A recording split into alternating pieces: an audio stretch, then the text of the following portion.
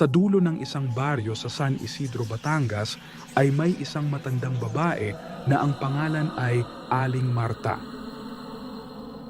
Matagal na siyang naninirahan mag-isa sa isang lumang bahay na gawa sa kawayan at pinagtagpi-tagping yero. Iniiwasan ng mga taga-baryo ang bahay ni Aling Marta dahil sa bali-balitang pag nakita ka daw niyang nakatingin sa kanya ay magkakasakit ka. Damay ang kinatitirikan ng kanyang bahay sa gagawing bagong kalsada sa kanilang lugar. Ilang beses na siyang kinausap ng mga tauhan ng munisipyo upang tanggapin ang kanilang alok na relokasyon, ngunit tumanggi ang matanda. Isang hapon, pinadala ng barangay ang isang dalagang nagngangalang Rina. Trabaho niya sa munisipyo ang magpaabot ng abiso sa mga nakatira sa lupang dadaanan ng bagong kalsada. At kasama sa listahan ang bahay ni Aling Marta. Pagdating ni Rina sa lugar ay tahimik ang paligid.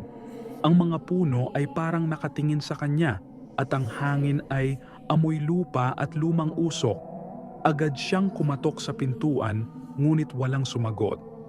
Bubuksan na sana niya ang pinto nang biglang may boses mula sa loob.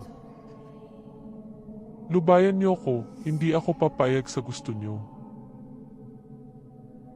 Napaatras siya. Pagbukas ng pinto ay lumabas si Aling Marta. Bumungad ang payat, maputla at mahabang buhok ng matanda. Nakasuot ito ng lumang duster at may hawak na rosaryong itim ang mga butil. Anong kailangan mo, iha? Ako po si Rina, taga-munisipyo. Kailangan na po kasing hindi pa siya natatapos magsalita ay pinutol na siya ng matanda. Ilang beses ko bang sasabihin sa inyo na nagsasayang lang kayo ng oras? Hindi ako aalis sa bahay na ito kahit anong mangyari. Pagkatapos niyang sabihin iyon ay padabog, niyang isinara ang kanyang pintuan at makaraan ng ilang araw ay nakaramdam si Rina ng madalas na pagkahilo, may pagkakataon pang bigla na lang umaagos ang dugo sa kanyang ilong. Ilang araw pa ang lumipas ay nagsimula na siyang lagnatin. Hindi makakain, nanginginig, at tuwing pipikit siya ay may nakikita siyang babaeng nakaitim at may hawak-hawak na itim na rosaryo. Nagpatuloy ng ilang linggo ang kalagayan ni Rina at pansin ng kanyang pamilya na lumalala ito. Habang siya ay natutulog, naririnig ng pamilya niya ang kanyang bulong. Huwag niyong buksan ang pinto, lulundag siya palapit sa akin. Nakangiti si Rina habang sinasabi iyon at may dugong tumutulo sa kanyang ilong. Ang dugo ay gumagapang nasa kanyang unan. Tinanggal ng kanyang ina ang unan upang palitan. Pag-angat niya dito ay nagsulputan ang mga uod na gumagapang sa katawan ni Rina. At doon ay napasigaw ang kanyang ina. Kinabukasan ay nagsama-sama ang mga kapitbahay kasama ang albularyong si Mang Delfin upang harapin si Aling Marta. Pagdating nila sa bahay ng matanda ay katakatakang bukas ang pinto pero walang tao. Ang hangin na nanggagaling sa loob ay amoy nabubulok.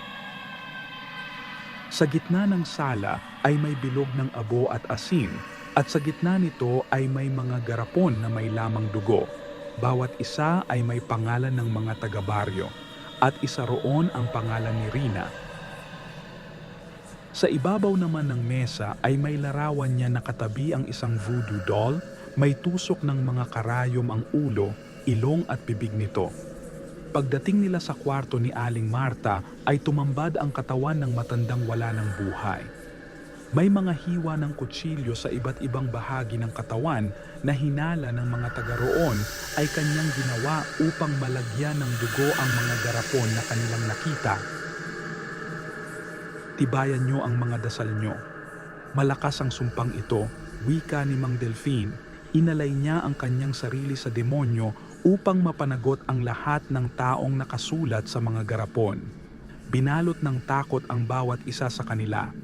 Nanahimik ang paligid na animoy naroon pa ang presensya ni Aling Marta.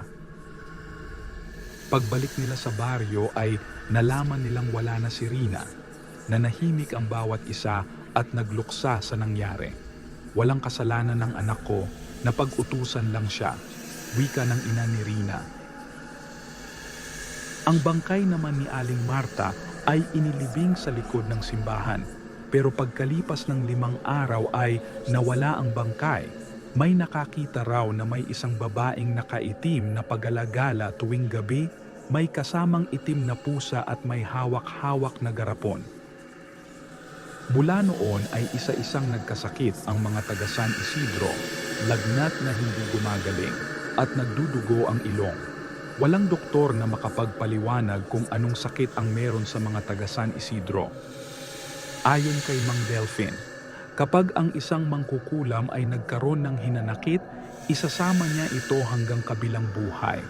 Nagpapalipat-lipat lang ang kaluluwa sa iba't ibang uri ng tao hanggang sa makaganti ito.